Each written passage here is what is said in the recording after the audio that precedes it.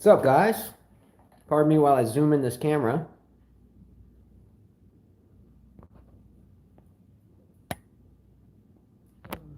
That's about all I'm gonna risk.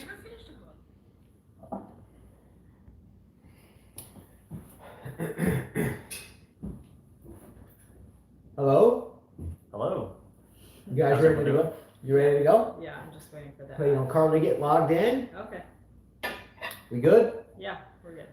All right, let's lock in. Ryan? Let's do it. Carla? Oh, I thought the drink just spilled. Drink. I was Oh like, my no. gosh, that was almost a mess.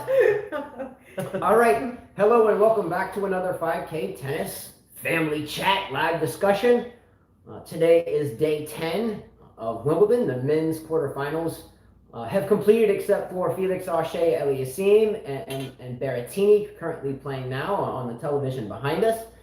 But we're going to get right into our topics today. We have a window before we go out and play some singles and doubles. I think Ryan has challenged our son Christopher. I said let them do that first.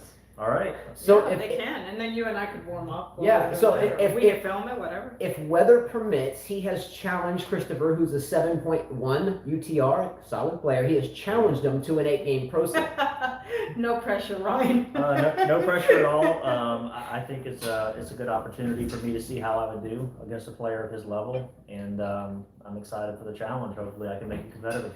Christopher's a great player, so it'd be a privilege to play him. Well, if Alex said 8-game pro set? we're going to do an 8-game pro set. Yeah, just so we can get some doubles in. We've lost to these two twice. So Christopher, who he has challenged, we have played them doubles twice. And they have been quite marathon of matches. Oh my gosh, but yes. Chris and I have lost both of those. Anyway, so if weather permits, it's raining off and on. Hence why we're here now and not on court now. Then I will do. Yes, first 2 games. I will do a film and just film the points and put it together and post it later. 8-game pro set, first to 8 games, tiebreaker at 8-8. All right, let me say hi to Jesus, Cruz Cala, Alex Villar, say hey Ryan, hey guys, Mikkel Gieman, Carol Wakowiak, Gene Schwartz, Alex Andaya, George Relich, Simon Simonovic, Furkill 377, Ellis Fire, Jack Nolte, Man Sit, and that's it. Well, I'm sure there's more in the chat, but that's what I see right now. That's a nice crew.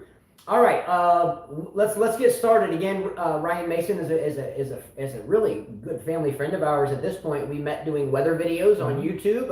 As you all know, I won't get into this here, but we're weather enthusiasts. We follow hurricanes and we get out in them. And Ryan is one of those type of guys, and he's also a really good tennis player and coach. So welcome, Ryan. Please feel free to hit the like button for Ryan. So he traveled here for the show and to play. Give him a like, hit that thumbs up, and subscribe. Thank you, guys. And again, just like last time, I want to say thank you for allowing me to come into your beautiful home again. I love this island. I'm falling in love with it more every time I come. From my whole life in 34 years in Mississippi, I'd never been in Dolphin Island until I met this family, and I love it here. So it's a beautiful place, and it's definitely addicting. I want to come back as often as possible. So thank you for having me again. Of course, anytime. He's a school teacher, so maybe you could get your name in the mix for a teaching position at Dolphin Island Elementary. It's possible. That's a good idea. Alex Creel says, move to Alabama now. Laugh out loud. All right, if this video just randomly stops streaming, we will start a part 2. Sorry in advance if that occurs. It's a rainy day, and our internet connection here is subpar at best anyway. All right? George has a new name for you. He said, we'll call you Twister. Is that because of his hair? Who, me? Yeah. That's cool. Twister. Or is it because he's wearing the Federer hat and the Federer shirt? No. I made him wear the Federer shirt. She I feel made like me. he deserves to be honored today. Don't you think, guys? I mean, Yeah. the guy's been playing for a Yes. long time. 39 years old. Yes. Sure, he got bailed, but he is one of the best. You can't take that away from him. And I went retro Federer. I went with a plain white Nike shirt, the Nike days. I'm not going with the Uniqlo. I'm going with the Nike. I'm going classic Federer colors today. Just basic white Wimbledon down the middle. Look, I put this on because I felt like it was the last time we may see Roger play center court Wimbledon. He was dealt a bagel in the third. And we're going to get into this, but I felt like, again, I know Florence and King Nico have sent me my Djokovic hats. and Ethan sent a Federer hat back here, autographed. Thank you for that. But I felt like this may be the last time he plays center court Wimbledon. Maybe he does it again like Sampras did at the latter part of his career, and then maybe sneaks in a U.S. Open. Anyway. Right. I think someone made a comment. Jack Nolte said, major days over confirmed, but question, will he retire after U.S. Open or continue? I expect he will. American season. It's sometimes like I tell you, my father, and I don't spend much time on this, was a Navy pilot. He was a flight surgeon, so he would tend to the medical needs of these fighter squadrons. Long story short is when you take the wings away from the pilot, they tend to turn to more negative things like alcoholism and so forth, and they end up going downhill pretty rapidly because you take their high away. So I don't know if Roger's ready to hang it up yet, but we'll see. I don't think so. Gene, I just got your Twitter thing where you sent me some information. He says players to be bagel Roger Federer in their career. Vincent Spadea did it in 1999. Monte Carlo. Vincent Spadea dealt Federer a bagel? Yes. Pat Rafter at 1999 Roland Garros. Byron Black at 1999 Queens, Rafael Nadal at 2008 Roland Garros, Remember that? and now Hubert Hurkacz at 2021 Wimbledon. Thank you for that information, Gene. So it's a rare thing, and from what I'm hearing, only once since '99 had he been bageled, and that was to Rafa in the '08 French Open. Right, 08 French Open. So that's the first time he's been bageled in 13 years. Yeah. Incredible. Yeah. It's good stuff. That's a good statistic. It's just a lot of people that got bagel. I mean, we know Djokovic got bagel last year Yes, at he the did. French Open. So No, sometimes I think that people overemphasize or overindulge in the thought of someone being dealt a bagel. Carla and I, for an example, we got bagel the other day. Carla and I, are much better singles players than these two young men that we played. Mm-hmm. And we came out, we had a game of doubles, and Carla and I were playing together against two young men.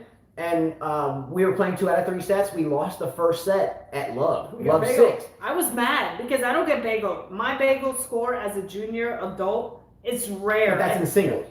In singles. In doubles, They were a doubles team. They were a doubles team. We figured it out and won the next set 6-2. But all I'm saying is bagels happen. Sometimes people start slow, or some people end abhorrently like Federer did today. But before we get into the matches, because we're going to stay on that for a while. Yeah, and I have a lot of questions here. So let me get through 2 topics that I wrote, and it's all you guys and all topics and all matches. But we've touched on a couple of these things in the past couple of shows, and now the door has been closed on these things. And I just wanted to mention that. First of all, first thing I wanted to bring up is I read an article this morning, and the article was titled this, quote unquote, middle-aged men.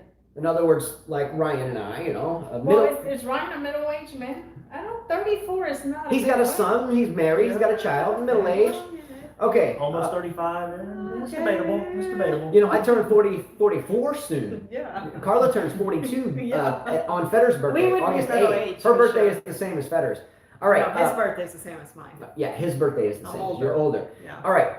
Middle-aged men should not be able to comment on or criticize or speak about, etc., young female players.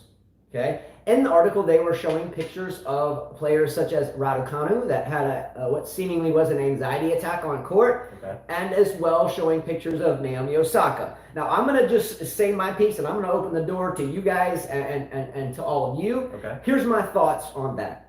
I have griped and gone on and on and on about U.S. tennis and how U.S. men's tennis is suffering because of all these different beliefs and isms and all the different little stupid petty changes that we do because someone, pitches a bitch, right? Number one, this is pro sports. This isn't juniors. This is pro sports where millions of dollars are at stake from sponsors and fans pay to see tickets. I get it if this is USTA girls 12 and under. I shouldn't go out and say, you suck. But if you're in the pros and I want to say you suck, you should be able to handle that. Number 2, Naomi Osaka is not a little girl. She has won 4 majors and she is old enough to make up her mind that it is okay for her boyfriend to walk on Ash Center Court, put his arm around her and flip everybody off and post the picture for everyone to see. That makes you a grown woman. Number 3, middle-aged men now are going to be segregated from the sport in some capacity. Okay, this goes down into the isms and the beliefs and blah, blah, blah, blah, blah. Now it's the middle-aged man that can't talk to you anymore because your panties might get in a wad. Now, number 4, and the last thing I'm going to say, This is the exact thing that plays into what is wrong with tennis internationally in terms of growing and why we have cracks in our courts and pros losing their jobs, such as yours in Mississippi, your buddy. We can't seem to get tennis proliferating that much in the States anymore, at least keeping clubs and facilities packed and keeping stringers there. And because it's all this stupidness to divide everybody and conquer. I'll leave it at this. Ryan, you're a history buff. You're a very smart young man. Have you ever heard of the word divide and conquer? Yes, I have. I think that this is the age-old military strategy that has brought down civilizations. Let's permeate their ranks. Let's divide them. Let's create a bunch of isms and beliefs and ideologies, and we'll get this half to believe in that, a third of them to believe in that, and a third of them to believe in that. And you know what? They'll all be divided, and we can come in and conquer. Well, I have a thought as you were going over this. Commentators and sports writers need to do just that. They need to commentate and they need to write and they need to speak on these things. Professional athletes, men and women alike, have been spoken about for years about their level of play, how they practice, their off-court antics, things of that nature. It is nothing new for anybody of any age to say anything about anybody. That's just part of sports analysts. If you look at SportsCenter or anything, any show about any sport, it's going to happen. I don't have a problem with a middle-aged man making a comment about a female athlete in terms of the way she carried herself on court or how she acted or so on and so forth. Now, with that being said, obviously, all women deserve respect their bodies. It is not okay for a man to say, well, look at that walking by. That's not respectful, but it is completely appropriate for a person, a middle-aged man, to do his job. If I'm calling a Naomi Osaka match, or what's her name? Raducanu? Raducanu, the young British girl. If I'm calling a match and I see her having a meltdown on the court, I'm going to call it like I see it. This young lady appears to be really struggling with something right now. That is not inappropriate. It is not judgmental. It's just simply you're analyzing the situation. As a teacher, and I've been teaching for 12 years. I've taught at the high school level. I've taught at the middle school level. I've taught at the college level. If a person comes to me with subpar work, what am I going to do? Sit down and make 1,000 excuses as to why the work wasn't good? No. I'm gonna be nice to you, but I'm gonna say respectfully, I don't think you didn't put in the work. You didn't turn in your homework assignments. My observation of you is that you can do better because I think you need to work on these things. That is not unfair. And yes, I've had to do that with young women. And as a young man who have taught young women, a lot of teenage young women, I will respectfully and professionally say what I have to say as a teacher. So I agree with Justin. It is a divisive thing to say that a middle-aged man should not commentate on a younger woman's professionalism or her performance. It's another one of those things that divides people. It's not necessary. They need to do their job. They need to call the matches the way they see them. You said it well. You said it very professional. Mm-hmm. I think that the world has become very I don't know, you can't say anything anymore. They're sentimental about everything. You're too harsh. It's like you can't open your mouth. You can't give your opinion anymore. Even as a coach or a teacher, you have to watch what you say. Yes. Because if you could offend someone easily, they become weaker. This generation has become a lot weaker. We can't accept criticism. Back in the days, I remember my tennis coaches telling me I sucked, or I was slow, or I couldn't hit the ball a certain way, or why am I doing this like a girl? They would say you can't play like that. Mm-hmm. And now you have to watch what you say, especially as a male. You guys mm-hmm. have to really watch what you're saying. I think it's crazy that we're even talking about this. Yeah. Well, I'll actually say this, and I've even said this behind the scenes. I had there's a restaurant in Mississippi I go to, and one of the waitresses is a woman in her mid-20s, but a long time ago I was her high school English teacher, and she said to me, you're the nicest guy outside of the classroom, but when you're in the classroom, you're tough. And I said, I have to be, because at the time here, I was in my mid-20s then.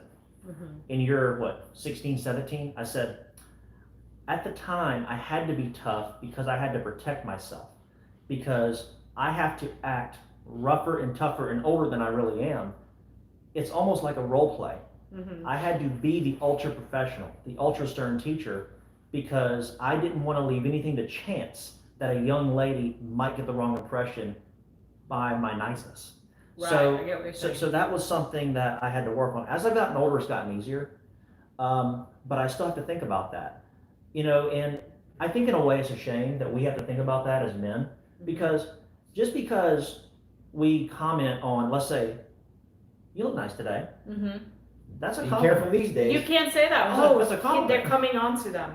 It's like, yeah. before back in the days, anyone could say that. Yeah. I remember all coaches saying, you look fit, you look strong, you look healthy. and then, Yeah, you be know, you careful wouldn't now. take it, but that's why I think when we do our lessons, Mhm. Justin says, I'm not going to make a comment Yeah. on that. You do because Okay, you're the okay, female, okay. and it won't look so bad. We're going to squash the topic, but let me end it on this. It's a great comment, a great topic, and I felt it was important here because we brought this up before. But a couple things. Number one, Joan of Arc. If anyone doesn't know who Joan of Arc is, just Google it, check out the story. There's a lot of BS stories, but if you look at the facts, she was a female that was judged and killed at the stake, and this was thousands of years ago. So there's nothing new about women competing in her sense. She was in battle.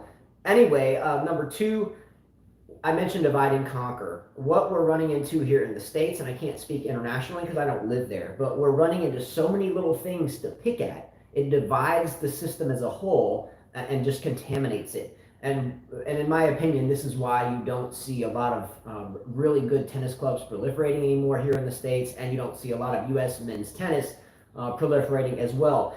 Lastly, I don't think that if you are a pro athlete, I don't think you should be able to be so whiny and snooty and not accept criticism. I don't think it's a good business model, and I don't think it's a good model for a champion. Well, I agree, Justin. I think it's everywhere. And what you're speaking about today is honesty.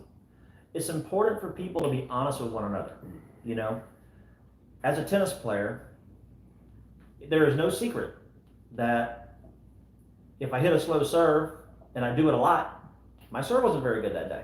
Well, honesty. I mean, it's not offensive. It's just a fact. And the fact of the matter is that people nowadays have lost the ability to be honest with each other. Yeah, that's true.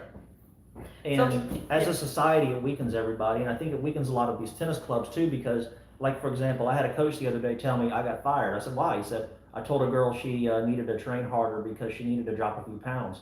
She cried and ran to her dad, and then the dad chewed him out and he got fired. And we're building a weak society. Yeah. That's the problem Yeah. with these girls. Even the girls that go to school, you can't say anything to them anymore. If they're acting like brats, or I hate to say it, a bitch or something, a teacher can't say that, especially a male teacher. They can't discipline them. Exactly. And that is a huge problem, and that's why a lot of people are getting away with stuff. Huge problem. All right. Two parting thoughts. Number one, as a coach, there's two things that I mention in every lesson when I meet a new female student. Number one, when I have a new female student, it's good to shadow strokes with them. When I first got into coaching, very young, I was into coaching prior to college, right? So a lot of times we would go around the back of the female student and grab the hand and the wrist so they get the feel of what you're trying to do there at the impact spot by just stepping around them. So you'd have both arms around them, and you would grab their right hand or whatever, and then you would show them, and your midsection would be right behind them. Now what I have to do as a coach is, and I wasn't told to do this, I just figured it out after 22 years. But now I say, do you permit me? Do you care if I come around behind you? I will put my hands on you so you can get the feel of the ball. I don't do that much anymore, and I have to ask permission just for my own moral reasons. Number two, when I teach young girls to serve for the first time with me, I get so many students that come to me that have been playing for years, and they still have a lollipop serve with a semi-western forehand grip. So I tell them to take a ball. Here, take this tennis ball and throw it to me with your right hand or your left hand, whatever. And if they have a bad throwing motion, back in the day, we used to say, ha, ha, ha, you throw like a girl. And we'd laugh about it and show them, usually girls throw the ball like this, and they don't get up there and get the elbow up and snap the ball. But now I have to say, I hope you don't get mad at me, but there's an old saying in tennis that you're serving or throwing the ball like a girl. And you have to be careful with that. That's where we have become. Okay. All right, let me go to some comments. Go for it. Because there are a few people that agree with you guys. Jack Nosey says, don't agree with extreme abuse. There's lines, but you should be able to deal with some criticism, especially at a pro level. Sure. British media were nearly getting more offended than her, though. Yes, agreed. Jack Nolte says, social media has kind of ruined this generation. Alex Cuellar said that's part of your job as a commentator. Yeah, do your job, commentate. Yeah. Jack Nolte says it's like we've became outraged as a society at every little thing from all sides. Alex Cuellar said, I agree with Ryan. This guy 1000 said the problem here was that some middle-aged men were saying, oh, she should toughen up. Why is that a problem? That's not a problem. That's not a problem. That's not a problem at all. You're playing pro sports. Once you decided to no longer be an amateur, to get out of junior tennis, junior Wimbledon, junior French Open, once you decide and you say, I'm going to be a pro, because they do ask you that when you're playing challengers. Are you playing as a pro or not a pro? You should be able to handle criticism. Well, think about different sports. How many times in football, even let's say at the college or NFL level, have you seen a commentator say, oh man, that was a foul. He should be fined for that. He should be suspended for a few games. It's everywhere. A commentator's job, again, is to speak and comment on what's going on. What are you going to say? The ball was almost in? No, it was out. Instead of saying, oh, she slipped and fell, she subtly lost her balance. Footing, yeah. She lost her balance on a slick blade of grass, but the intent was to stand upright. I mean, come on, guys. Now there okay. Now look. There is.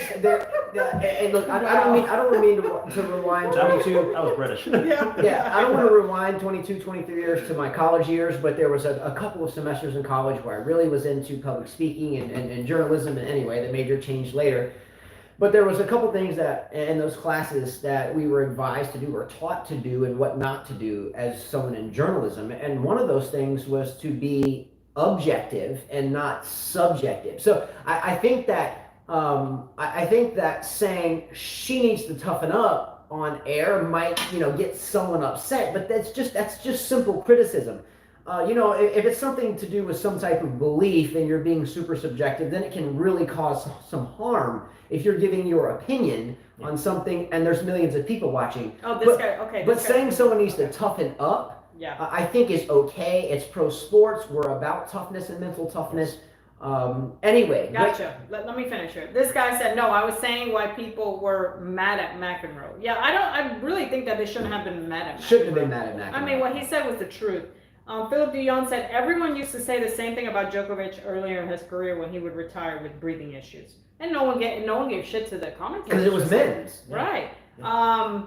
So the whole argument is it's kind of a woman. Anyway. That's where it's a division. Yeah, it's a woman thing. So how are we going to be equal? How are we going to talk about men's and women's equality if you can't? So the whole tennis world is like talking about equalized prize money, make everything equal, but at the same time they themselves are postulating inequality by bringing up problems with stuff like this. Simonovic said Western media are so weak. Thank you. I agree with you. Doggo too says, I heard a commentator say if Jabeur would get more fit, she'd play better. In Wimbledon, we see it come to pass. She lost a few and played well. Yeah. Very true. We've said it ourselves. She needs to lose some weight. We've said it ad nauseum. Mm-hmm. Yeah. All right. Gene sent me another stat. He asked me, did you get it? I did get it.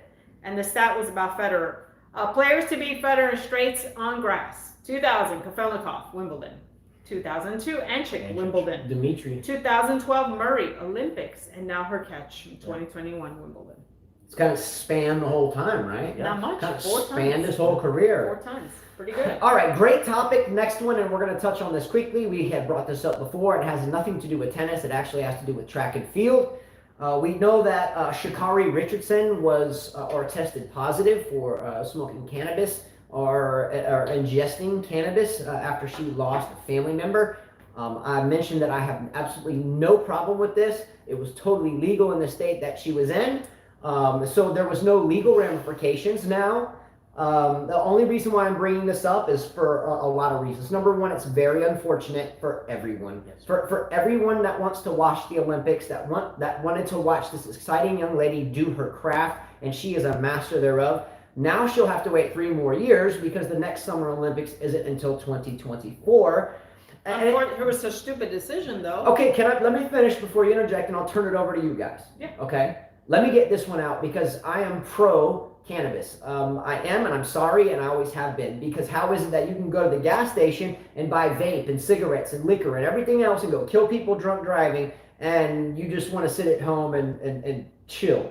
I don't get it. But anyway, in my humble opinion, she didn't do anything wrong. She was in a state in the country in which we live, the United States, where it was legal. Unfortunately, in some states in this screwed up lawed country, not in the country itself, just the laws, you can go to one state and do something fine, go to another state and it's illegal. I don't even understand how that works. Number 3, she lost a family member and she said that's how she dealt with it. Now, the only ramification she broke is that there is, and I looked this up and I spent time on it. If I missed something, don't shoot me, just correct me. The system, her organization, has an anti-doping policy. Right. Okay? Mm-hmm. Anti-doping. In my opinion, anti-doping should be things that are performance enhancing, right? Mm-hmm. If you can tell me that cannabis is performance enhancing, then I'm an idiot. Mm-hmm. I'm an idiot, but I'm more of an idiot, right? Now, the system, whatever their organization is as a whole, track and field, Olympic system, whatever it is, right? I guess they have their own laws. They have their own things. Governing, sanctioning body or whatever. Yeah, the governing body, whatever it is, has their own laws, and you must follow their laws, and they supersede your own country's laws, and on top of that, your own state in which you live's laws. Okay? Mm-hmm. I call shit on this. Excuse my language. Now, it has become an issue because there are some fans that have called to boycott the Olympics because of this. Oh, come on. Many people are not even going to the Olympics. Okay? Let me finish the thought and I'll shut up. Okay. Now, this young lady is not only promising, but she is someone that we have seconded to a potential female Usain Bolt or a female Jackie Joyner-Kersee. Or what I'm saying is you can't tell me that smoking a little weed is enough to strip her of the Olympics. Now, can you blame her loyal and staunch fans of wanting to boycott, A, and B, unfortunately for all the athletes that earned their spot to be there besides her, if people do boycott it, now they will suffer because they won't get the love. Where do we go with this? Okay, before you give your opinion, I'm just going to read a quick statement. Bidal said, drugs as low as Benadryl can be taken either, mistaken agents, etc. He said certain drugs, including caffeine levels, are on the banned list of the WADA. Wow. Okay, so go ahead. Because there's some people that disagree with you. That's okay. And there's people that agree with you. That's okay. I just, again, I'm not going to say anything else. I said my piece. We'll let Ryan and then I'll say my piece. And then I'll go back to your comments. You can't call it performance enhancing. If anything, it is performance degrading. Well, I guess being I'm having this cup of Maxwell House, do I now... you can't play tennis today. I can't play tennis today. You cannot play. You have tested... And you had beer. Oh, you can't play tennis. You have tested positive. Hey, you can't play. Hey, but look at this. This is a stimulant. This would actually make me play better. This would make him play worse, presumably, right? But we both can't play because we both. You would have played so bad, and I would have played so well. It wouldn't have been. It would have been fair. It would have been fair. She might have taken the bong hit and false started 3 times in a row. Hey, if she has Coke with ice. Ice might lower your core body temperature enough to where you might even play better. So we'll see. We'll see which plays better. Yeah. Okay. My opinion on this is, and I'll use a personal thing first. I had to take a drug test recently because I had to update a physical for a commercial driver's license. Mm-hmm. Part of my job is that I do drive kids to and from places of employment. Excellent. And so I do drive a school bus periodically, not every day, but periodically. And I did have to take a drug test. Is it a 5-speed or automatic? It's automatic. Cool. No AC though, very hot. That's cool. Windows go like this and pull them down? Exactly. Click down. You guys remember the click down? Yeah. Mm-hmm. And they always end up like this, won't I?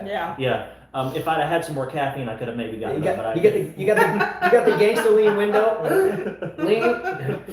Always enjoy going through. Hope nobody from my job is watching. Going through a low hanging tree area, maybe cleaning out some shrubbery, things like that. And those 11-foot tall school buses. Now picture this: a Mississippi boy rolling through Mississippi with crooked windows and a school bus. Yeah. With no AC. No AC. Sounds like my high school career. Hey, but you know what? I'm gonna tell you, I had to take a drug test. I get that there are rules. I think this is very unfortunate. First of all, smoking a little bit of weed, it is completely innocent and victimless. And like Justin said, there are certain parts of the country where you can and certain parts where you can't. And then you have different agencies. I do not have a problem with anybody smoking a little bit of weed to deal with what they're dealing with. What do you always say? It's tough out there.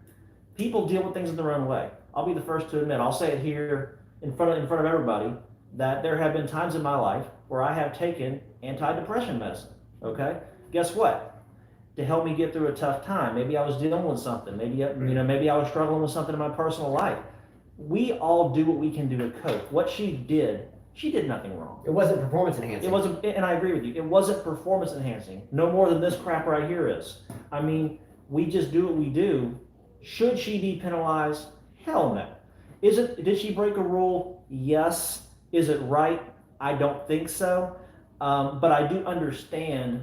Yeah, technically so. Like if something would have showed up in my drug test the other day, I could have had to face a penalty, even though I did nothing more than drink coffee and maybe take an ibuprofen for a sore knee. I mean, but that's just the unfortunate reality. And a lot of it goes down to kind of our first topic, the day and age we live in now, is that you almost have to sign a waiver to live. Exactly. My opinion on it, I'm not for weed or against weed or whatever. If you do it, you do it. If you don't, you don't. I don't care for it. I think there are rules you have to follow. The reason they're punishing her is because if they don't do it to her, then they can't do it to somebody else. And they always have to set an example, like they did with Djokovic with the throw. They have to set an example. We're not going to tolerate anything. You're not going to the Olympics. This is a message to everybody out there. It's a message. It's letting you know they're not playing around. They're just not playing around. You cannot play today. Yeah. Look, squashing. Well, Ryan, I know that if I'm playing a tennis tournament, Diet Coke is not on the list. Yeah. I know that. That is. See, this The is. carbonation is not I performance disagree enhancing. with the two guys because I think if I'm going for a driver's license test or a job, I know not to be stupid to do something that could affect it. That is my choice. I made that choice. Sure, her mother died. Terrible for her. That's how she coped with it. If she smoked weed because she wanted to get through her mom, that means she smoked weed before. That means she's done it before, many other times. I agree with you from the rule following thing, same as me getting my license test. However, what I disagree with is it really right? Is it really the moral thing? I don't think so. Okay, so Lucifer says spot on, Carla. Michael Walker says she broke the rules. Grisco says have to love the energy of the show. So much fun doing it almost every day. Carol says there are rules. You're right. Bido said illegal or drugs are against the spirit of the sports. If you had a top secret clearance, you better be careful too for normal people. Alex Cuyar said Carla's busted with the Diet Coke. Laugh out loud. B-Dog said preach, Carla. Adobe said Carla's right. Okay, hold on. Okay, we're gonna look. First of all, B-Dog. Let me read a Okay, hold on. First of all, I totally agree with everyone about rules. I'm not a rebel. I don't go out breaking rules. B-Dog, by the way, my brother, man, I love this guy. He's like part of the fam, no doubt. He's military. I was raised military. My father's retired Captain Navy flight surgeon, 20 years. My oldest son's in the Air Force Academy now in Colorado Springs. He comes home in 2 weeks. No, 3 days. Let's go. I'm totally about following the rules. But my thought here is she was handpicked to make an example of, just like Novak Djokovic was handpicked to make an example of at the U.S. Open. That's life. Right now, we're just coming out of COVID lockdown. Some places still are. There's new variants rolling around. If anyone needed to be in this Olympics, it was her. Now, yes, she shouldn't have done it. Okay. Sure. Sometimes in the spur of the moment, someone gets really down. Maybe they had a drink or two. You get loose. You do something that you shouldn't have done. I'm an expert. Okay. I don't think this should even have came up. I think that should have been brushed aside, swept under the table. Okay. It can't be. How many people do major crimes every day, and because they got enough money or they know the district attorney, it gets swept to the side? Anyway, life's not fair. One last thing that I'm saying here is Ryan and his discussion here just a second ago. He mentioned something, and I quote, "victimless crimes." I only bring this up because for a couple years of my life, I had anyway, I'm very familiar with the Bureau of Prisons, the BOP. Okay, in the system, especially at the low level, there are thousands of inmates that are in there for victimless crimes, i.e., having a little bit of pot in their possession, or maybe distributing a little bit of pot in their possession. B-Dog, I was going to bring that up. You read my mind because I was going to bring that up to Justin. Anyway, I'll shut up. But I don't think in this world anymore that it is cool to strip someone's beliefs, their dreams, their freedoms, or their ability to perform because they smoked a little weed. So I get they broke the rules, but maybe the rules need to change. So B-Dog asked the question that I was going to ask because I almost brought up our son Jonathan since you mentioned him. Well, here's his question to you. So Jonathan comes home, smoke a little weed or eat an edible accidentally. But he won't do that. Safa test him and he's out of the academy. Wonderfully said. Wonderfully said. I agree with you, B-Dog. To me, my son, if that happened, I would be so pissed and I would say, how stupid can you be knowing the rules? How stupid. There are rules. That's why there are rules. You have to follow them. And you are very correct there. And I totally agree. And I would be really pissed at my son too. Okay? But this girl's not on a free ride to college. She doesn't owe that committee anything. But she was representing the USA at the Olympics, which is huge for track. Come on, Justin. If she did weed that day, she's done weed before. She's partied before. Don't tell me that's the first time. I understand that, but she's paying the price for let's make this the last part of this. There are millions of people that petition the government and the Bureau of Prisons every single day to let their sons and daughters be released from prison for multiple years for having something to do with pot and no guns. I agree. It's not a crime. All I'm saying is maybe you could have fined her. Maybe you could have said, hey, you might have to go clean up for the local youth center, wash some dishes. I agree with that. Give her some discipline. That I could agree with. But damn sure don't strip her away from her damn. And you know what? The United States will suffer for that because she was a shoe-in to win gold. Because let's be real, weed is not that big of a deal. It's not. It's just not that big of a deal. So I agree with you, Justin, in that thing. They should have just suspended her for 30 something days. a little bit easier. Like originally they were going to say. Or say, hey, maybe you can't compete on this first round. All right. And that's it. Scratch that. The last thing before the matches that we were going to break down, and we want to take most of your stuff and Ryan's stuff. Ryan is here. He's the guest. I want him to be matching involved. But here's the last thing. The last thing is here we go again. Boris Becker. Hold on. Before you go there, Michael Walker has a good funny one. And Crisco Safka, thank you for your donation. Thank you very much. He just donated 10 euros. Oh, man. Thank you very much. That's awesome. Michael Walker said, it is like when you get pregnant and you tell your parents and they say, it was the first time you ever had sex? That's unfortunate when that happens. Gotta be careful what you say. All right. Just another example of the pettiness. I'll go back to my commentator. Well, the intention was. Yeah. Okay. On the same day in which all this material comes up, now another one that came up today is Boris Becker. Yes, a fine tennis player in his own right, had some off the court issues. I understand that. Not my business. Boris Becker is getting drilled on social media and in the normal media and by journalists for saying during a broadcast that her boy Iron Man, Carla loves Iron Man, and I'm okay with that. My favorite dude. Carla loves him a lot. Yeah. And that's great. I love Anna Ivanovic a lot, and I love Martin Fusevic's wife a lot. She's beautiful. Okay, yeah, so Martin Fusevic's wife is girlfriend is a very beautiful woman, and Boris Becker. Thanks, B-Dog, for the donation. Thank you. Thank you, man. Special. B-Dog has bought us. It's because we got Ryan here today. Yeah.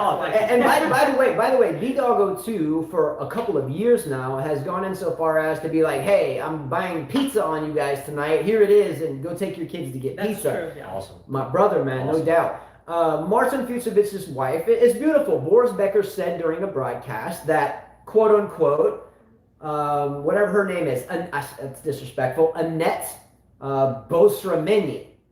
He said that Annette was a very pretty girl and that the Hungarian girls are more beautiful than any other, or that there's very beautiful women in Hungary. Mm-hmm. He's getting drilled because he's being a chauvinistic pig. You know why? There's nothing wrong with that. I'll tell you why he's getting drilled. You know why? It's because it's Boris Becker. He's been divorced many times. Had another man said it, like the other commentator, the football commentator, or maybe Brad Gilbert. If Roger Federer said they would have gone away. But it's because Boris Becker has had nasty divorces and been a cheater. That's why. You got a picture of her, by the way? Let me check this out. Have you seen it? I haven't. So we'll show it here, and then you get a chance to check it out behind you. I will carefully commentate on this picture. Oh, don't. Well, no, it's a PG. You don't have it's to worry it's a about that very. here. But a very beautiful. She's very girl. beautiful. Yeah. I mean, really beautiful girl. I don't. Oh, she's very pretty. Yeah, she's drop dead gorgeous. She's uncanny. She's a teacher. According to Bido, she's Beautiful. a She's teacher. a I'm teacher. sure. I'm sure the kids are gonna have a hard time concentrating. Yeah, I'd be like, hey mom, can I get that class? So she's His girlfriend was she's hot for the teacher. Good Is she song. a teacher?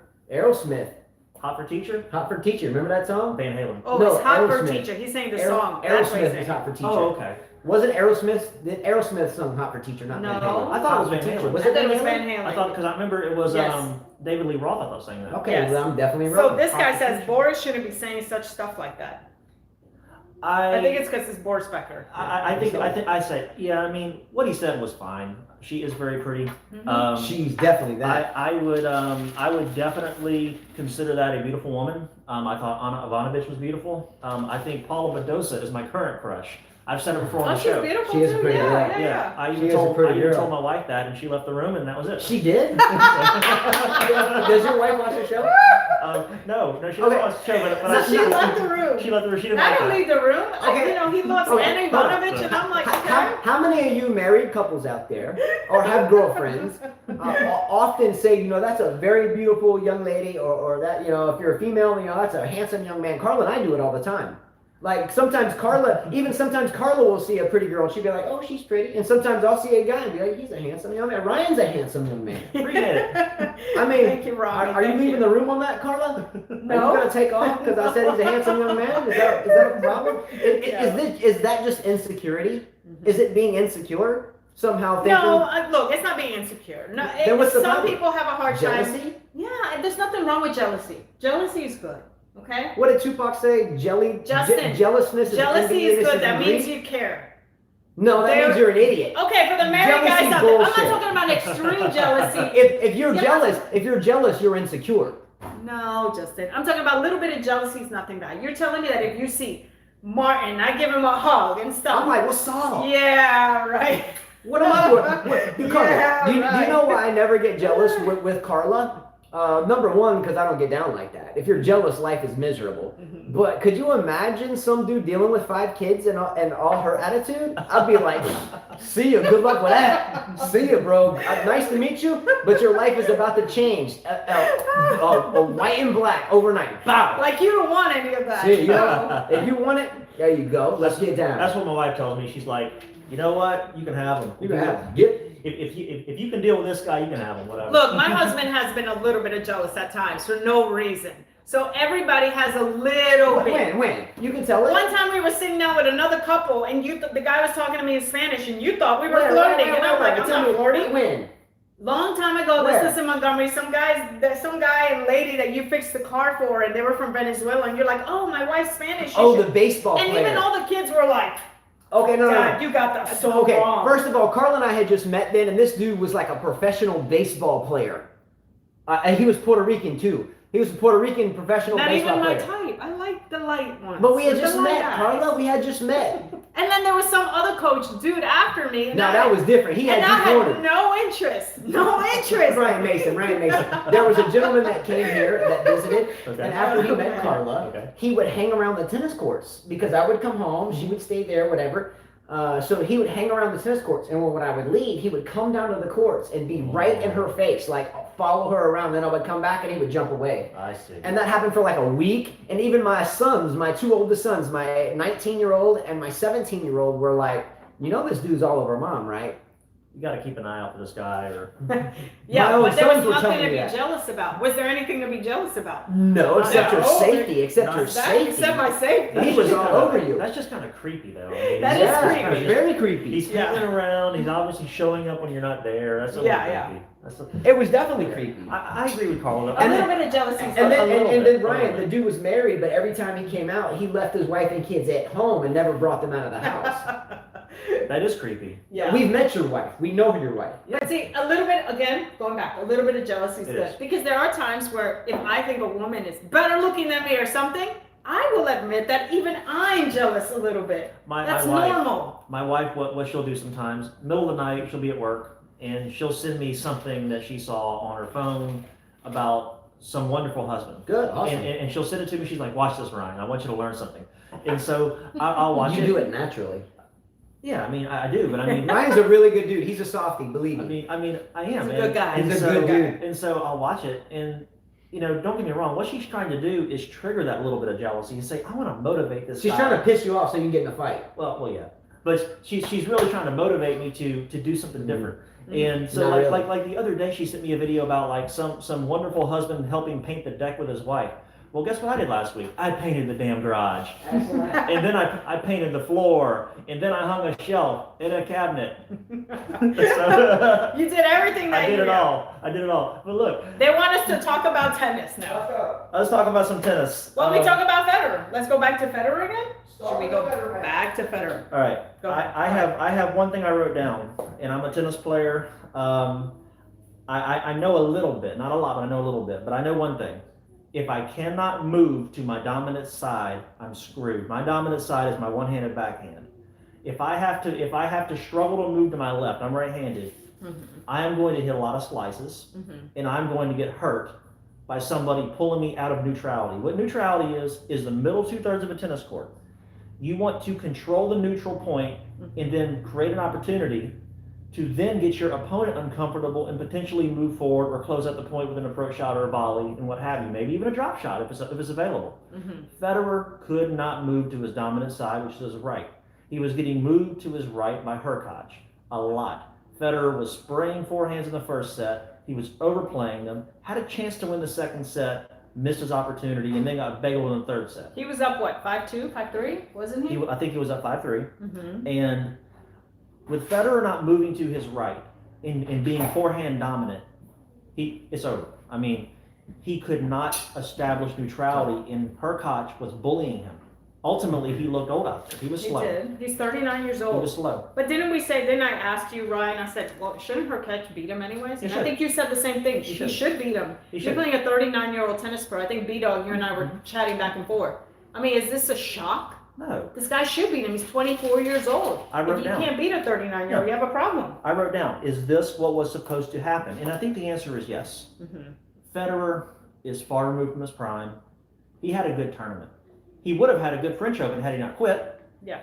But he had a good tournament. But this is what was supposed to happen. Hurkacz today was the better player because he should be. He's giving up a decade and a half in age. He's giving up multiple knee surgeries. He's not moving well to his forehand side. He isn't going to be competitive against a top 20 player who's having a good day. Plain and simple. He's not supposed to win that match. Agree. He's not supposed to win that match. 5-3, B-Dog says at 5-3, I thought the set was over, and Hurkacz bullied him hard to win the set. He was down. You could tell that last set he was just down. He couldn't snap out of it. He couldn't hit a forehand to save his life. I told Justin, it was a disaster. It was resignation. Yeah. It was resignation. It was a resigned Federer. It was, you might remember the Roberto Duran fight, the guy from Panama. What do you say, no mas? No mas. Whenever he quit in the corner when he was fighting Sugar Ray Leonard, that was that third set. No mas. He did everything but walk to the net and shake his hand at 3-love, 4-love, 5-love down because he wanted off that court. And I hated to see that. He was a shell of himself. But he really phoned it in. Once he got down a break in the third, he knew it was over. Let me read a comment that one of the Serbian viewers sent me, and he's a huge Novak fan. And I have to agree with him on this comment because I felt the same way about Hurkacz. If you go back to videos, I spoke about Hurkacz about 2 years ago that I thought this guy would be the next thing. Stefan Nizovic. Stefan Nizovic said, all the time I've been playing your fantasy games, I pick Hubert Hurkacz in every single one of them. Then he loses in the first round of the French, and I was like, okay, it was enough of believing in him, and now this happens. Yeah. That's how it rolls. Well, Hurkacz, if you look at his year, won Miami, beat Sinner in the final. I think he had a hangover from that because he did not play well on clay. I don't think he plays well on clay to begin with because a couple of years ago, Justin and I were talking about this morning, he took a set off of Djokovic back in 2019, second set. He took a set and played Djokovic hard in that 4-set match. And I knew that he was going to be a player. He plays well on the surface. But I think now he's starting to show some of that form again when he won Miami. This is a guy that can compete to win Masters 1000s. This is a guy that can go deep in some majors. I don't think he's going to be good on every surface. But on this day, with Federer going to be 40 years old on August the 8th, the result that happened today was the one that should have happened. The better player won today. Oh, absolutely. So let me read a comment here. James Stevens said, Roger said in the press conference that he does not know if this match will be his last at Wimbledon.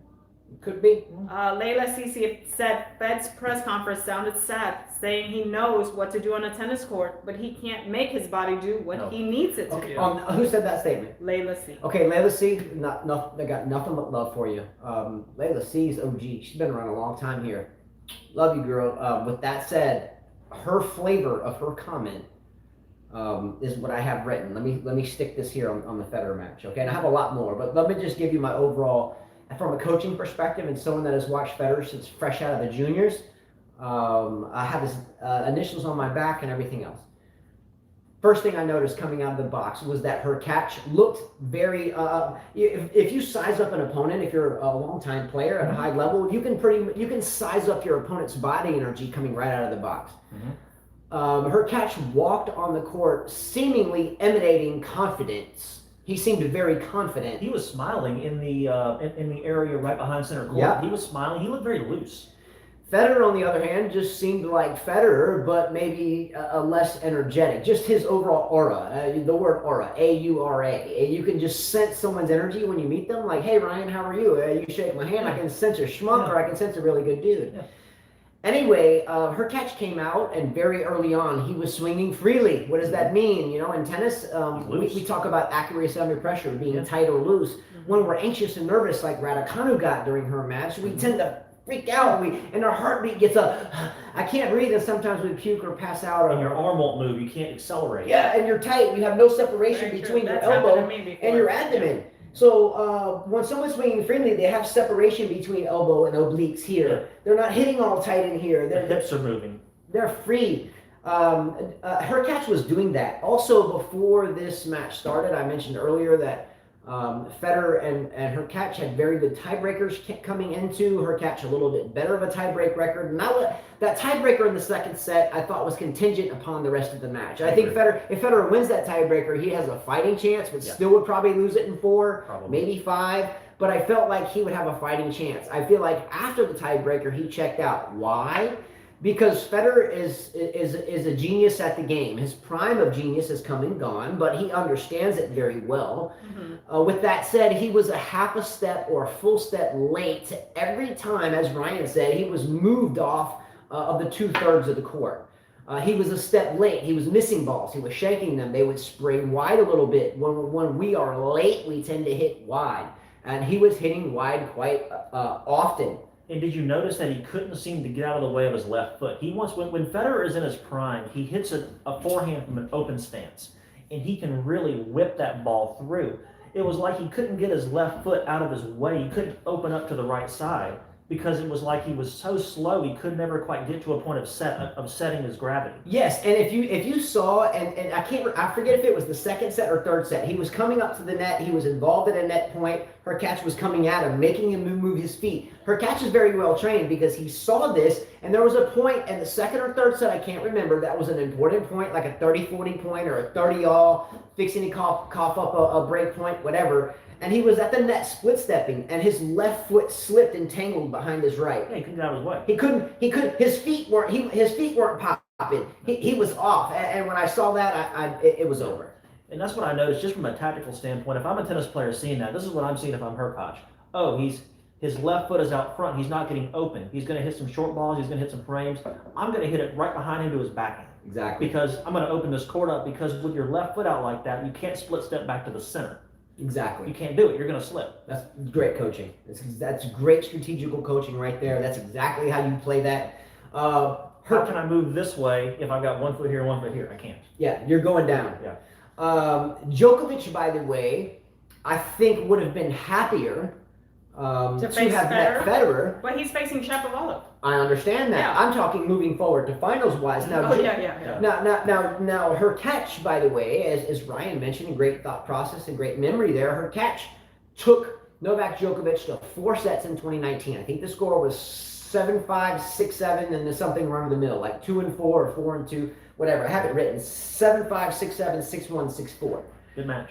Good match though, right? So Hurkacz gave it a fighting try for the first 2 sets, and and gave it a fighting try in the third, and the second, or the fourth, and the third set got away from him. Mm-hmm. Do you think, Ryan, Carla, that Hurkacz right now is a little bit more prepared for that match then than he is now? Yes. He's 24 years old. He has more experience on his side. He just beat Federer, which he should have. And I think I read a lot of your comments, guys, and you said he had no emotions. He was pretty stone cold. Like a grumpy old man, right? That's what he needed to do, though, is he didn't need to let his idol get in his head how much he loved this player that he was playing across him in order to win today. Yeah. And that's what he's going to have to do when he plays the next, if he gets to the final. Sure.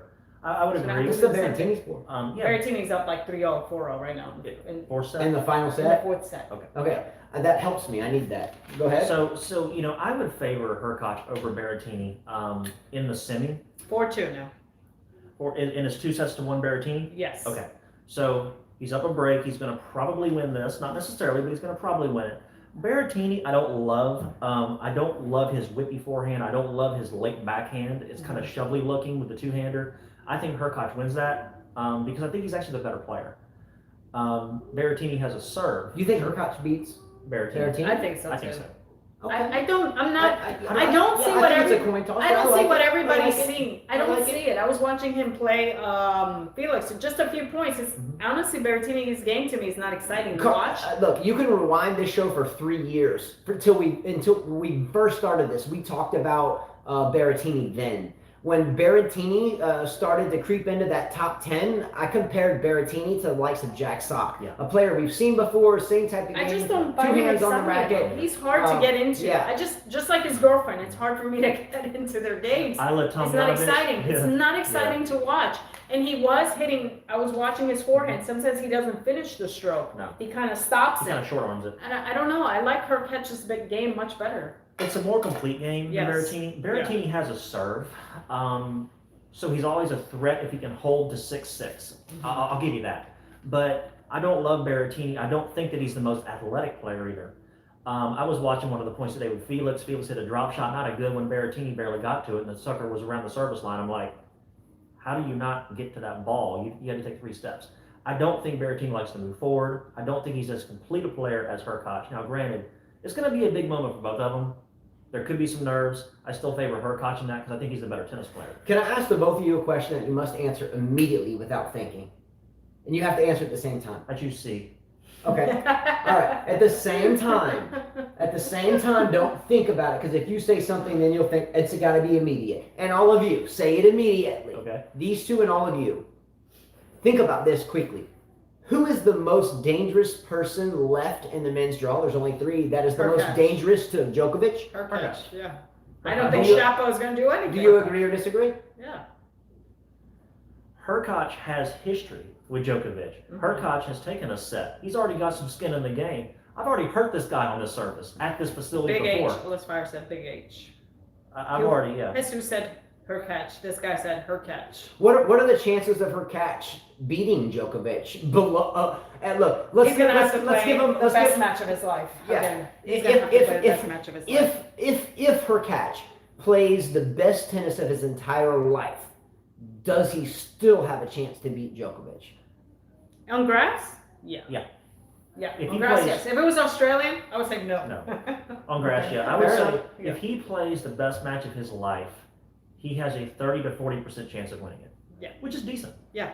I don't think Shapo, I'm sorry, I just don't see Shapo hurting Djokovic. And he's a The little. one-handed backhand is going to get picked on a lot by Djokovic.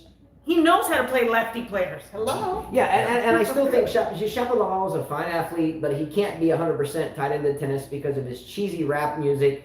And I love rap music. His is just really bad.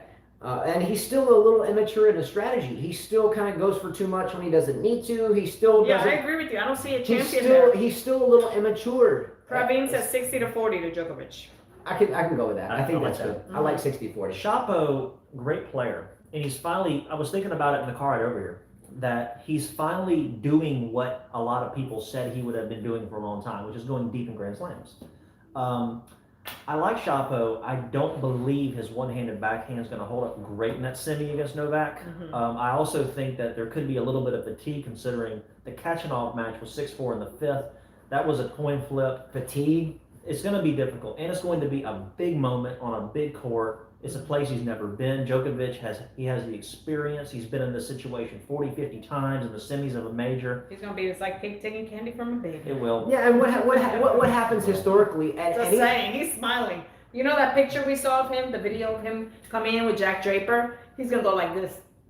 I got this. I'm in the finals, guys. But what happens historically in any round of any major for any male player that just comes off of a 5-set match and plays a player in the next round that's had an extra day of rest and just got off the court in 3 or 4 sets? They lose. Honestly, historically, this is what happens. They come out with some hope, and about 45 minutes later, it's gone. Ask Nishikori. It's gone. Ask Nishikori about that. So Gene says Shapo too inconsistent. Tennis Fuzzball says you're underestimating Shapo. If he serves well, his ground is good. He can beat anyone. Tom Chi says Djokovic will probably win Wimbledon 95%, but he still can't get the calendar slam. Simone said yes, Novak has a fantastic head-to-head with lefty players, not including Rafa. And one of you two said that Djokovic is 6-0 against Shapo. I don't know. Yes, I wrote it here. I told you 6-0 is his head-to-head. They 6-0. They did play at the ATP Cup this year, I think, when Serbia played Canada. And I remember the match being good. I know Djokovic won it, but I remember it being a good match. But it was, I think, a tight 2-setter. But I do remember it being a very competitive match. But ultimately, yes, Shapo serves well. Djokovic, best returner arguably of all time, right up there with Agassi. Okay. Dude, if Shapovalov beats Djokovic, I will do the most hideous thing on this show that any of you. You're gonna have to rap his song. Oh, I'll beat that without even writing. No, you're gonna have to rap like. Sing his I'll just take his voice down and then rap over it, right off the top of my head. Okay. All right. Okay. Anyway, I don't think that it's rocket science to figure out that Shapovalov is not near the same level of player as Djokovic. No. I'm sorry. All right. Next topic. I think that's it. Well, what I had here, I had Djokovic today was too solid for Martin Fucsovic. No real weapons. I like Fucsovic. He's very solid, very complete, great athlete, hard worker out there. You know, Fucsovic, great tournament for him. Kudos to him. He's really, gonna be 11 now, like you said. Yeah, that's wonderful. And great job beating Rublev. Rublev had beaten him a couple times earlier this year in some smaller tournaments. Mm-hmm. I think the Rublev 5-setter took a lot out of him, emotionally, probably physically too. Fucsovic plays a nice game, but again, he doesn't really have anything that's going to hurt Djokovic. The match went pretty one-sided, like 3-4-3, I believe. Other thing that I had down today, besides the Federer match, we know what happened.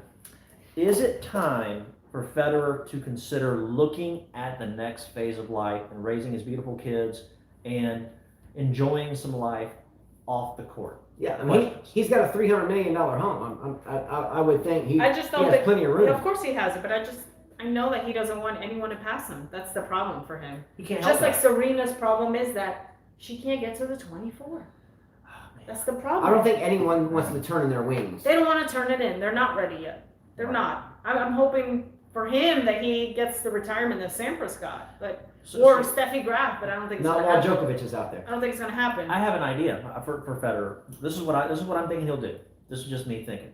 I think he'll probably skip the Olympics, most likely. He should. He should. He'll probably skip Canada, the Rogers Cup. He normally does anyway. The U.S. Open Series, the prior two, yeah. He'll probably play Cincinnati as his one tune-up. One warm-up, yeah. Which he's won 7 times. Yeah, he's always got a punching chance to win that. He's won it 7 or 8 times. That's one of his best tournaments on the tour. He'll probably play the U.S. Open. Mm-hmm. He should play that. And I think he may retire in Switzerland. Where? Somewhere like Basel? Basel. There's a 500-point tournament in Basel. He's won 10 times. The Federer press conference already happened, guys. Somebody keeps asking me the same question. Go ahead. Ask. Yeah. What's the question? Federer press conference time. It already happened. Already happened. Basel could be a nice send-off. You know, there's the indoor hard court right there. Basel, maybe he plays a couple of those tournaments. I think like Valencia has a hard court. They say indoor. Basel's canceled. Basel's canceled. Fair enough. Well, thank you. Basel's canceled. Hey, it was a good thought. But I get you. I feel you. Yeah, I think something like that on his home turf. Now Turin, Labor Italy, Cup. He could retire out of his own tournament that he proliferated. That would be cheesy if he retires at the Labor Cup. But the Labor Cup is cheesy entirely in of itself. Oh, yeah. So what better to retire cheesily than at a cheesy tournament? There you go. If you're going to retire cheesy, retire at a cheesy tournament. Well, he is Swiss, like Swiss cheese. There you go. Yeah. Excellent. Full of holes, man. You get the satire? Okay, real quickly, real. That was cheesy. That was cheesy. Everyone answer these questions rapidly without thinking. Here we go. Berrettini versus Hurkacz. Her catch. Djokovic versus Shapovalov. Djokovic. Oh, that's not even a question. Next question. Do you think Djokovic is looking at the final three competitors, Shapovalov, Berrettini, and Hurkacz, going, No, I think he's laughing about I think it? he's laughing at the semis. We're probably thinking a little hard. What can I do against the Polish or the Italian? These questions are for Ryan. We've already discussed these. Who do you have between Barty and Kerber? Barty. I like Barty too, and I think Barty is the better player right now. I think that Kerber. She has a chance though. Kerber has a chance. She has a chance because she's been there. She's won this tournament. And she's before. got legs. She does have legs, but man, she has put a lot of tennis in on the grass court this season. She won the Berlin tournament. She has had to fight to make it to the quarters. You know, Kerber's always in some hard three setter. That's the way she plays. Doesn't have a great serve. I like Kerber. I do too. And she's a Yeah, lefty. she's a likable She's a person. I love lefty. Kerber. She's a likable person. Yeah. What's not to like? She's got Carla legs, so I like love Kerber. I love Kerber. I just felt like she was kind of disappearing. Yeah, she You was know? kind of gone. Carla. And she was, she was coming into these tournaments. She was losing early. Look, I'm a Kerber fan. I've been a Kerber fan for a decade. Mhm. I don't believe she wins against Barty. I think that Barty is probably the favorite to win this tournament. Agree. I agree. And she should win it. Yeah, I'm still waiting on Sabine Lisicki to come back with the She's second not pair coming of Kerber legs. Well, she's Okay, not coming back. injury prone. She's had some injuries and so forth. All right, an ending. Okay, I'm going to read out the final four people that have a chance to win the remaining $50 or 5 sets of Y-Tech strings or $50 worth of 5K tennis merchandise from Teespring. Berrettini won. Okay, they already had it pinched. They already had it written in. I figured that. Wait, you didn't ask about Pliskova and Pliskova Sabalenka. Oh, I'm sorry. Pliskova Sabalenka. Who you got? Pliskova Sabalenka. Pliskova. Mommy Zombie. I'm going with Pliskova too. Yeah, I Pliskova. think she deserves it much better. Didn't you think that she was so close to win a slam? Should have won it. She's the US player. Open? She's the player that she should have won a slam a long time ago. Yeah. She's made all 4 major semifinals and 1 final in the lot. She's here. She's been to now 4 different majors all the way to the very end, semifinals, finals. Sabalenka has not. I think that gives her some calmness going in. Sabalenka is too wild. I think Pliskova's calm, zombie-like demeanor. I think about the song from the Cranberries, Zombie, every time I watch Pliskova because of Carla. Zombie. All right. So, but Pliskova, I think her calm demeanor, no emotion, is probably going to frustrate Sabalenka a little bit. I think Pliskova gets through that. I'm looking at a Barty Pliskova final I love that. with Barty winning. If that final happened, if Barty and Pliskova happened, and you were a men's fan too, but didn't know about the importance of Djokovic getting this 20, so you didn't know about that, so that variable was out. Would you rather see Pliskova play Barty, or would you rather play Djokovic play Hurkacz? I'd rather see the women. I'd rather see the women. The women, because Barty has she's a beautiful game. Mhm. Yeah. And Pliskova has a power game, so it's a good contrast of styles. It could be good tennis. All right. What I'm going to read off is the final 4 people that have a chance to win the $50 or 5 sets of Y-Tech strings. Again, Y-Tech Strings is my favorite stringing company, not just because we help one another out, because the owner is a real person. He's a fine gentleman, South African, lives in Georgia, great coach, great person, has a warm heart. I don't mention that because I get anything from it. I mention it because he's a good human being, and that's hard to find these days. Anyway, these are the final 4 people that have a chance to win $50 of the aforementioned items. Don't forget that we give that to 2 people, but Kasper in Poland, who has won these 4 times, this is his 4th championship. He's already taken 1 spot. Someone must dethrone Kasper. I love sending him $50 all the time. I love sending him strings all the time. I love buying him 5K tennis merchandise off my own page and shipping them to Poland. I love it, but I really hope someone beats this guy. Good day from Poland. Hurkacz is Polish. Exactly. I wonder if he picked him on his fantasy team. Did Kasper pick Hurkacz? I already put him in the winner circle. He did not. Ah, all right. He did not. Kasper, what's up with that, bro? And I know who'll watch this. How you not going to pick your boy? Okay, here are the final 4 spots. Ziliu Wang. And by the way, Thomas Chi out there, QI, has been keeping up with this He's along watching. with Dusan Dramakanine. And Thomas Chi, I think, has a brother that's still wrapped up into this. And I'm also going to be paying, I keep trying to pay Dusan, but he won't let me. Thomas Chi is asked to wait until the tournament's over so I can give him some assistance for doing this computerized and also for potentially winning this. So Zhou Wang has the following players left: Djokovic, Kerber, and Berrettini. 3 players. He has 70 points, 7-0. Djokovic is worth 1 point per match win moving forward, and Kerber is worth 2 points, and he has 69 points right now. Factor that in. Thomas Wilson, I think Tom Chi knows Thomas Wilson. Thomas Wilson. Duchamp has 71 points. Who has 71 Who points? has 71? Duchamp. Zhou Wang. Who has 71 points, Duchamp? And let me pay you, bro. Who has? Zhou Wang has 71. What's his name? The first page. There's only 4 left. They're in order. He hasn't added Berrettini yet because the match is finished. I haven't done Berrettini yet. So, I did. Was he a 2 point? Berrettini is 1. 1 point. Okay.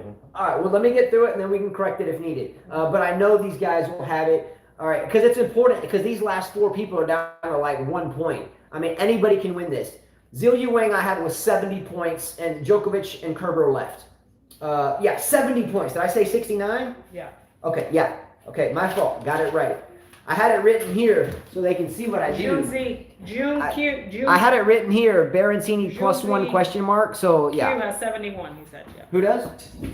Yeah. Junse, yeah, okay. Zhou Wang, again, 70 points, Djokovic, Kerber left. Thomas Wilson has Djokovic, Kerber left with 70 points. And Zhou Wang has Berrettini too. So Zhou Wang, Djokovic, Kerber, Berrettini. Thomas Wilson has just Djokovic and Kerber, okay? And they both have 70 points. So get that. They both have the same players except Berrettini. Berrettini gets a win, okay? If not, then they would tie, but we have people a little bit below that have something to say about that. Hunze Chi, QI, has the following people remaining: Djokovic, Berrettini, Kerber, just like Zhou Wang. The only kicker is Junse Chi has 71 points already. Okay. So it doesn't matter. It's all staying in the family. Okay. So that means family members. that means hypothetically. Doesn't that mean I don't have? Doesn't that mean that Zhou Wang is out? If Junse Chi has 1 more point, both players he has, and another one, doesn't that mean they have the same players left, and he's a point ahead? It won't matter. You won't catch him. Yeah, they have the same players left, and Hunze Chi has 71. The other player has 70. That means he can't catch him. Best he can do is lose by 1. So Zhou Wang would be out for the last spot. Sorry. Anyway, that makes my math easier. So again, we're down now to 3 people. Thomas Wilson has Djokovic, Kerber with 70 points. Okay. Hunze Chi has Djokovic, Berrettini, and Kerber with 71 points. Mm-hmm. Now here's the kicker. I might be able to declare a winner here. You have a math mind, right? Sometimes. Okay, see if you can factor Tom this. Chi said the only situation is that Sen can beat Jose if Sabalenka and Shapo both win the title. They already did it for you. Okay, so let me give the last person a thing then. Zest for Life. Zest for Life has been in this competition from behind since it began. When you play these fantasy teams moving forward, again, to play them, all you have to do is subscribe. But if I find out that you're playing them and you hit the subscribe button halfway through the competition, you're not getting the prize. Just hit the button. We give out $100 every tournament for sure, and then $250 on top of that if you simply select final. We give away roughly $350 a tournament, and we don't ask anything in return. We got a couple donations today we never asked for. Thank you. We'll get pizza for the kids tonight. Amazing. But we don't ask for it. We give it to you, and just hit the button. You can keep your notifications off if we bother you. Just hit the button. All right. Zest for Life has the following players, and I got to give this guy a shout out. He chose a lot of 1-point players, so he was always fighting from behind for people that had 2 points all the way across, right? Mm-hmm. Zest for Life has this, and it was kind of epic. Zest for Life has Novak Djokovic. He has Denis Shapovalov. He has Aryna Sabalenka. He has Angelique Kerber, and he has Matteo Berrettini. Okay? So Djokovic is worth 1 point per match win. Shapovalov is worth 1 point per match win. Sabalenka is worth 1 point per match win. Kerber is worth 2 points per match win. And Berrettini is worth 1 point per match win. And he has 67 points. So he has Djokovic and Kerber like everyone else does, and Berrettini, but he has Shapovalov and Sabalenka that no one else does. Can he win? If not, then Hunze Chi is your champion. Yeah, he could win. Let's go. Zest will take it over at the end, they said. because 67 plus 6 would get you at 73. And that's how this game goes, All guys. right, guys. We'll This see. has been our closest competition ever. I can't wait, guys, and all you players that have played this and put in the diligence to go through all your draws and to submit a team with all these ballers out here that study for this stuff. Congrats. Congratulations to you. Amazing. You have all fought very well. You all eliminated Carla and I from the competition. And Well, yeah, I chose Kvitova. I'm stupid. yeah, so did I. And, All right, now to kick some butt. Let's go. All right, and I will Let's go try to. 3-0. I will try to video this match as long as the courts are dry. I'll blow them off, whatever. They'll be dry. And the video I will post later will be a match, 8-game pro set. First 8 games win by 2, tiebreaker at 8-8 against my second oldest son out of 5, Christopher, who's a 7.1 UTR, and Ryan, who is just a Plays dad. 4 or 5. That He is a plays 4 or very 5, good sir. 4 or 5 player. All right. That should come Adios. later. See ya. Bye, guys.